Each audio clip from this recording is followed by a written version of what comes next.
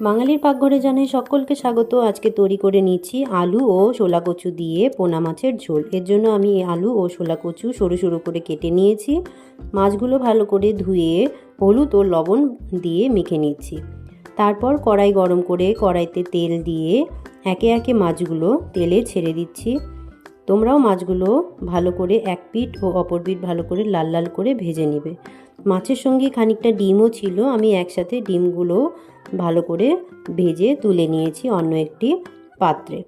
এরপর আমি ওই তেলেই ফোড়নের জন্য দিয়ে দিচ্ছি তেজপাতা ও সামান্য কালো জিরে।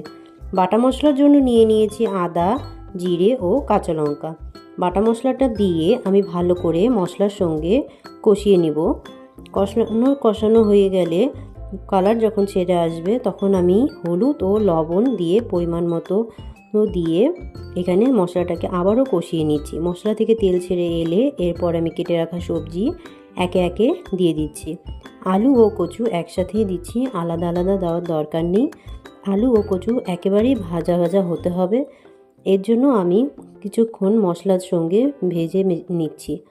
তারপর আমি আবার 2 মিনিটের জন্য গ্যাসের আঁচ কমিয়ে ঢাকনা দিয়ে রেখেছিলাম। ঢাকনা তুলে নিলে তারপরে দেখবে তোমরা তেল ছেড়ে আসবে এবং আলু ও কচু প্রায় 80% সিদ্ধ হয়ে যাবে। এরপর ভালো করে কষানো হয়ে গেলে এবার ঝোল অনুসারে জল দিয়ে দিবে। তোমরা তোমাদের ঝোল অনুসারে জল দিয়ে দিবে। আমি এখানে জল দিয়ে দিচ্ছি। জল দেওয়ার পরে ভালো করে মশলার সঙ্গে সবজিটাকে মিশিয়ে দিতে হবে। তারপর গ্যাসের হিট হাই হিটে রেখে 2 মিনিটের জন্য ঢাকনা দিয়ে দেব। আমি এখানে 2 মিনিটের জন্য ঢাকনা দিয়ে দিয়েছি। ঢাকনা দেওয়ার পর তারপর মাছগুলো আমি ঝোলে দিয়ে দিচ্ছি। মাছের ডিমগুলো একবারে দিয়ে দিচ্ছি।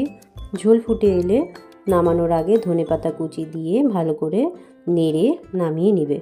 রেসিপিটি কেমন লাগলো অবশ্যই তোমরা কমেন্টে জানিয়ে দেবে, আর নতুন নতুন ভিডিও দেখার জন্য চ্যানেলটিকে সাবস্ক্রাইব করবে।